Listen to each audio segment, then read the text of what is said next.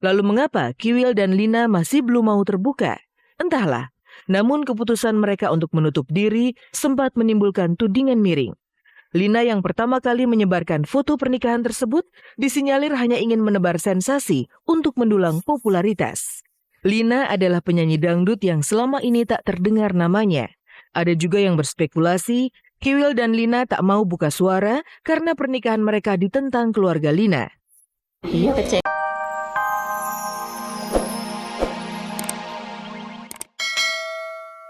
Penistaan agama, ya, unsur penipuannya juga ada, terus pelecehannya juga ada, ya.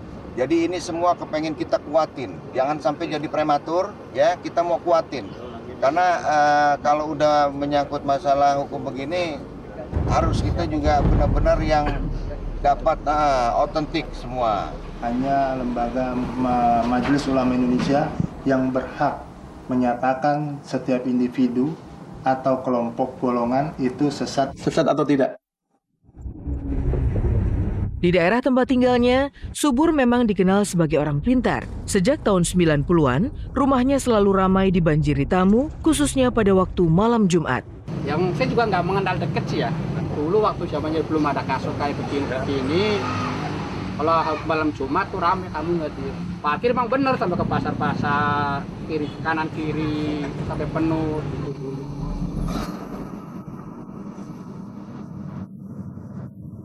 Nama Subur mulai naik daun pada tahun 1991.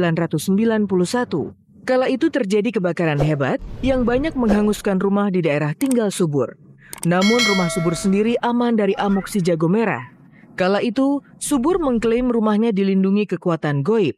Lagi waktu orang rumah pada kebakaran, dia mau orang kebakar. Gitu itunya. Meningkatnya. Orang pada percaya. Ya, kalau kasus itu tahun 91. Ya itulah semenjak 91 itu jadi tenar. Ini di antara jemaah kita kebakaran semua, habis-habisan. Pojok sini, pojok tengah pokoknya kayak semacam sabotase disengaja. Rumah warga lainnya pada habis, tapi rumah dia mah nggak apa-apa, nggak hangus, nggak ada hitam-hitam karena asap, nggak ada. Meski seorang paranormal, penampilan Subur sejatinya jauh dari kesan angker. Ia selalu tampil elegan dengan jas dan untaian perhiasan yang melekat di seluruh tubuhnya.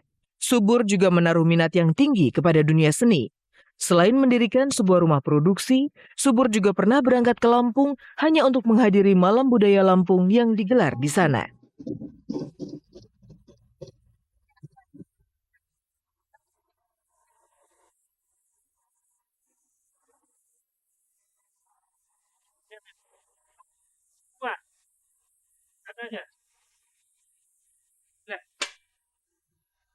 Beliau cuma orang ini aja, dianggap dia orang pintar sebagai paranormal gitu aja. Jadi kerjanya, sistemnya, teknisnya ya seperti paranormal yang lain.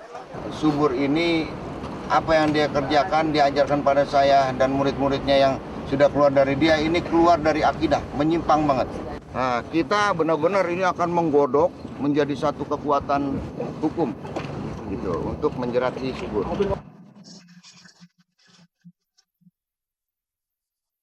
Sementara itu dari misteri pernikahan Kiwil dan Lina Marlina, sebuah fakta kini terungkap.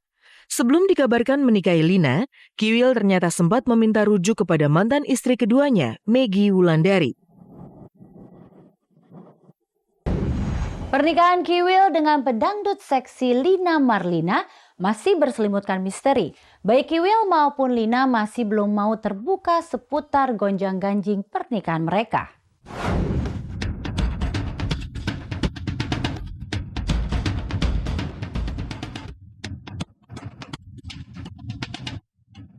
Teka-teki pernikahan Kiwil yang ketiga dengan Lina Marlina hingga kini masih tetap misterius.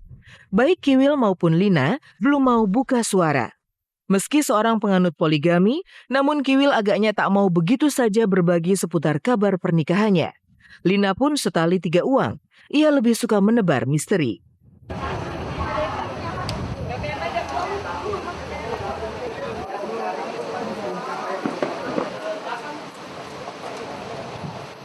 Bentar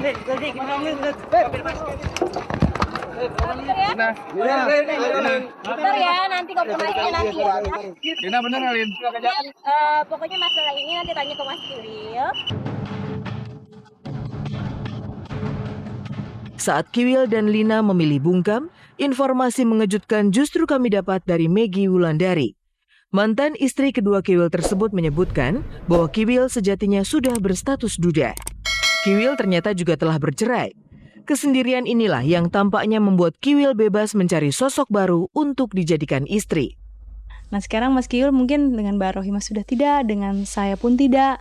Sekarang dengan Mbak Lina, mungkin itu yang terbaik, mungkin jodohnya gitu kan. Semoga bisa langgeng gitu kan. Kalau aku sih ya sebagai manusia biasa, mantannya, ibu dari anak-anaknya, adalah sejujurnya ada rasa ingin tahu. Cuma kapasitas aku saat ini bukan lagi sebagai istri syahnya. Jadi artinya kedekatan kami hanya sebagai persaudaraan gitu ya.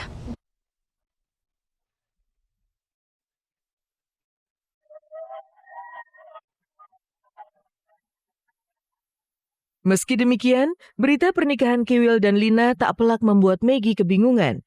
Pasalnya, tak lama sebelum foto pernikahan Kiwil dan Lina beredar, Kiwil justru sempat mengajak Maggie untuk rujuk lagi. Sekedar informasi, Maggie adalah istri kedua Kiwil yang dicerai akhir tahun 2011 lalu. Pernikahan Kiwil dan Maggie menghasilkan 2 orang anak. Aku juga kaget karena sebelumnya nikah yang sama Lina ini dia ngajakin rujuk sama aku. Ngajakin rujuk. Tadinya aku berpikir gitu masih apa ya? Aku masih memikirkan gitu. Aku masih butuh waktu. Lagi mikir-mikir kayak gini.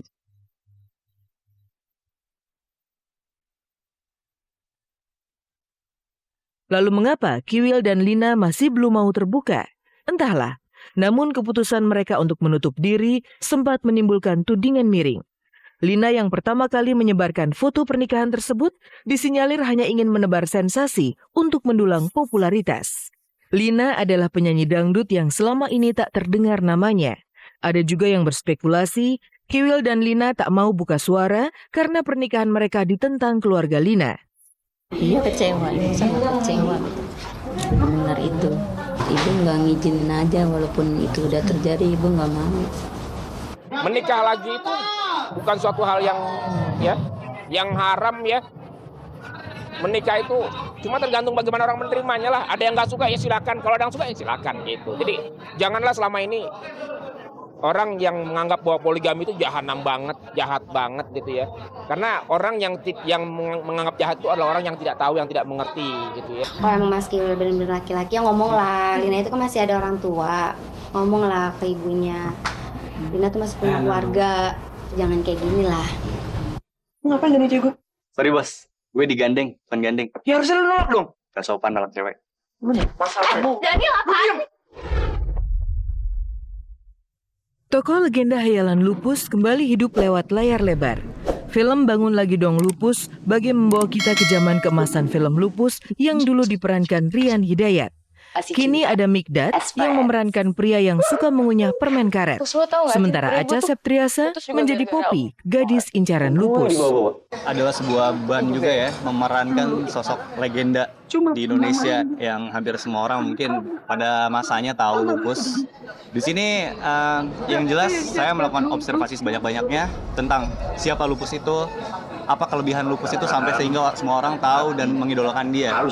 Dari situ saya pelajari dan saya interpretasikan lalu saya implementasikan pada film ini. Permen karet, Kong. Minta. Jangan, Kong. Jangan. Nanti keselak, Kong.